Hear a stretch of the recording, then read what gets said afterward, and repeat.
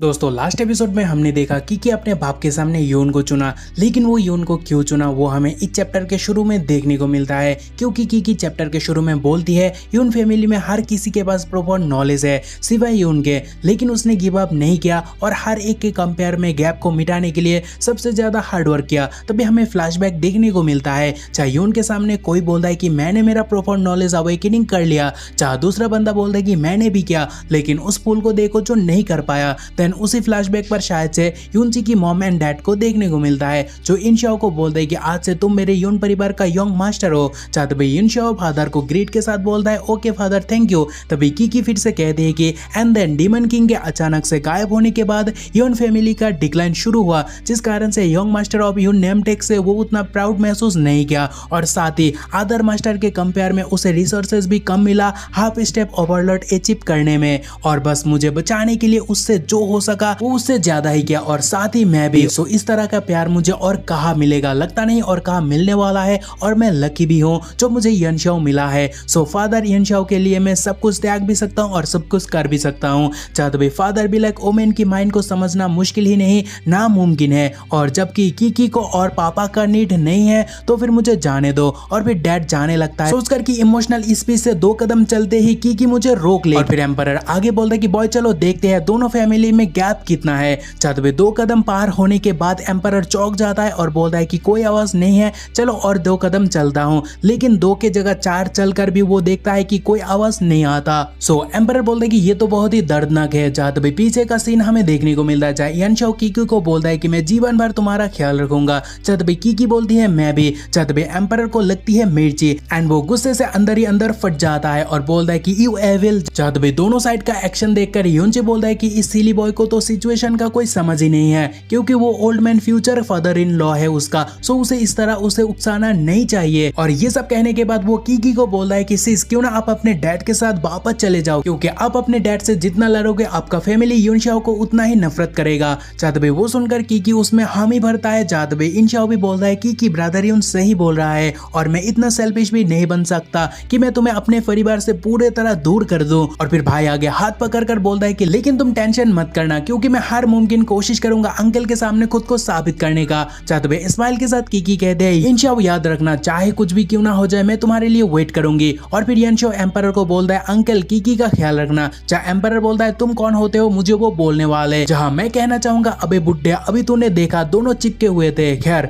तभी यूनची एम्परर को बोलता है कि ब्रदर यनशाओ ने मुझे प्रॉमिस किया था कि वो मुझे यन फैमिली लेके जाएगा कुछ दिन वहां स्टे करने के लिए। सो सीनियर हेवन टियानशिया और गर्ल की अपना ख्याल रखना, अभी हम चलते हैं। जब भी टियानशिया बोलता है कि अब से मिलकर अच्छा लगा, सो फिर कभी एम्परल सिटी पर ड्रिंक करते हैं। और की बोलती है कि ओके ब्रदर यूनची और हाँ यूनशाओ अभी आपके हाथ में है। जहाँ एम्परर बोलता है कि टियानशिया फर्स्ट तुम की को लेकर जाओ मुझे थोड़ा काम है। जहाँ टियानशिया बोलता है कि ओके डैड। देन सबके जाने के बाद एम्परर बोलता है कि यहाँ अभी भी बहुत से लोग हैं जो इस ओल्ड मैन की बेटी को उठाना चाहते हैं, सो उसे ढूंढने का हर क्लू मुझे मिटाना होगा, और जो मेरे बेटी को आग उठाकर भी देखेगा उसका मैं आंखें नोच लूंगा। देन हमें यूनची का रिएक्शन देखने को मिलता है, जहाँ वो खूबसूरत एम्परल सिटी देखकर चौंक जाता है। तभी यनशाओ बोलता है कि ब्रदर यून उधर देखो जहाँ पर्पल लाइट दिखाई दे रहा है वही मेरा घर है। चाहे यूनची बोलता है पर्पल लाइट थोड़ा अजीब लग रहा है। तभी यनशाओ बोलता है कि ये लाइट हमारा यून फैमिली एंसेस्टर मोन्यूमेंट है, क्योंकि हम थंडर एलिमेंट को कल्टीवेट करते हैं जिस कारण से प्रोफाउंड एनर्जी पर्पल निकालता है, और यून फैमिली का हर एक डिसाइबल को बर्थ के दिन उसका प्रोफाउंड स्ट्रेंथ एंसेस्ट्रल मोन्यूमेंट पर जरूर से रिलीज करना है ताकि मोन्यूमेंट चमकता रहे।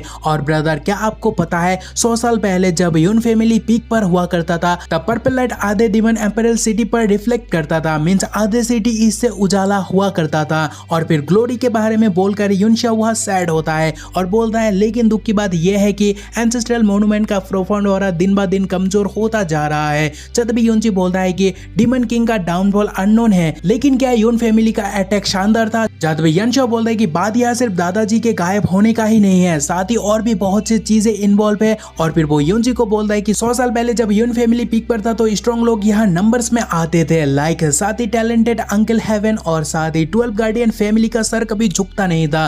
तो इसी कारण से इल्यूजरी डीमन रियल्म को लेकर कहा जाता कि रॉयल डेमन फैमिली सबसे ऑसम और डेजलिंग एग्जिस्टेंट था। तभी हमें यंग सांग का पास्ट देखने को मिलता है, जहाँ उनके काम के लिए उन्हें एम्परर बोलता है कि यून फैमिली ने हमारे डीमन इल्यूजरी रियल्म को बहुत बार प्रोटेक्ट किया। सो आज ये एम्परर यून फैमिली के लिटिल डीमन किंग को रिस्पेक्ट करता है। चाहे यून सांगाई भी एम्परर को ग्रीट करता है। तभी एम्परर बोलता है यंग संगाई ये एक रेइनकार्नेशन मिरर है जो रॉयल फैमिली से तुम्हें एक गिफ्ट है, सो इसे रख लो जाए। यन संगाई बोलते कि मैजेस्टी में यन संगाई और पूरा यन फैमिली कसम खाते हैं हम अंत तक इस लैंड को प्रोटेक्ट करेंगे। देन फिर सीन चेंज होने पर कुछ लोगों का अटैक देखने को मिलता है और वो अटैक रेइनकार्नेशन मिरर के लिए था और उसके लिए वहां बहुत लोगों का जान भी गया और अंत में वो लोग एम्परर के पास पहुंचते हैं जहां एम्परर बोलता है कि कौन हो तुम और हमारा इतना हिम्मत कैसे हुआ एम्परर सिटी पर अटैक करने का। जहाँ तभी पीछे एम्परर के साइड से एक पर्सन बोलता है कि वहां बहुत से ओवरलॉर्ड और मोनार्क है फिर भी वो लोग यहाँ कदम नहीं रख सकते हैं। जहाँ तभी ओवरलॉर्ड बोलता है कि रियली, तो फिर हमें देखने दो कि यहाँ का पावर वैसा ही है जैसा दुनिया भर के लोगों से सुनने मिलता है। और फिर ओवरलॉर्ड अपने आदमी को बोलता है चलो साथ मिलकर शुरू हो जाते हैं। जहाँ तभी उनका इतना दुस्साहस देखकर एम्परर को आता है गुस्सा और वो बोलता है कि ओके मरने के लिए तैयार हो जाओ। और फिर स्वॉर्ड स्लैश के साथ एम्परर बोलता है कि मेरे लिए गायब हो जाओ। जहाँ में बाहर का पावर तो देखने को मिलता है लेकिन ओवरलॉर्ड बोलता है कि सपना देख रहे हो क्या,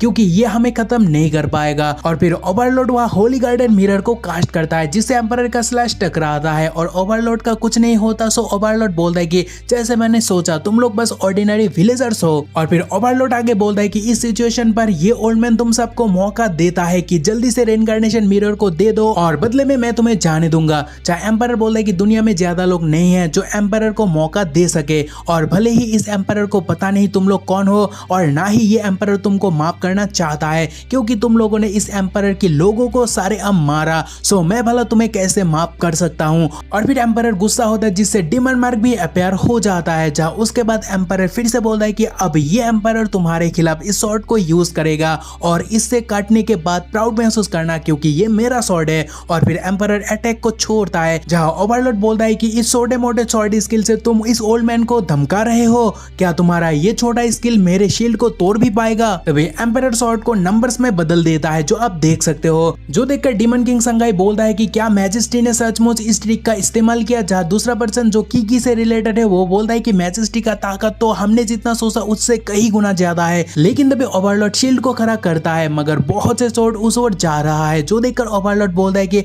व्हाट, ये पावर, ये ट्रिक, ये तो सचमुच जुआन शुआन के बराबर है। और फिर वो पीछे के ओवरलॉर्ड को बोलता है कि मेरा मदद करोगे कि नहीं। जब तभी डरे हुए सारे बोलते हैं कि क्यों नहीं और फिर सबके सब शील्ड पर एनर्जी ट्रांसफर करने लग जाते हैं। और तभी बाहर से वो देखकर लोग बाग बोलते हैं मैजेस्टी को जीतना होगा, हमारे इल्यूजरी रियल्म को जीतना होगा। जब भी कोई बोलता है कि चिंता मत करो, डीमन किंग अभी कुछ किया भी नहीं। तभी एम्परर सबको बोलता है कि अगर अभी तुम मार्सी की भीख मांगते हो तो शायद से मैं तुम्हें जाने दूंगा। जहाँ तभी वो सुनकर ओवरलॉर्ड बोलता है कि बेबी बातें मत करो, पहले ओल्ड मैन की गोल्डन शीट को तोड़ो फिर देखा जाएगा। जो सुनकर एम्परर बोलते हैं कि अगर ये बात है तो एम्परर को कॉन्सिक्वेंसेस के लिए ब्लेम मत करना। जहाँ तभी स्वॉर्ड आकर शील्ड पर टकराता है। जहाँ तभी ओल्ड ओवरलॉर्ड हंसने लगता है और बोलता है कि लिटिल बेबी तुम्हारा घमंड ठीक है लेकिन क्या किया जाए जब तुम हर बार लात आयरन पर ही मारते हो। जहाँ तभी दूसरा ओवरलॉर्ड बोलता है कि मुझे लगता है ये सो कॉल इल्यूजरी डीमन रियल्म कचरा है और उससे ज्यादा कुछ नहीं। जहाँ तभी एक और बंदा बोलता है क्या अभी एम्परर होकर शर्म नहीं आ रहा। तभी एम्परर की आंख रेड होता है और वहां से भी ऑरा प्यार होता है और वो बोलता है कि वेट फॉर योर डेथ। और तभी हैंड साइन के साथ एम्परर उंगली पर ऑरा प्यार करता है और बोलता है कि ब्रेक।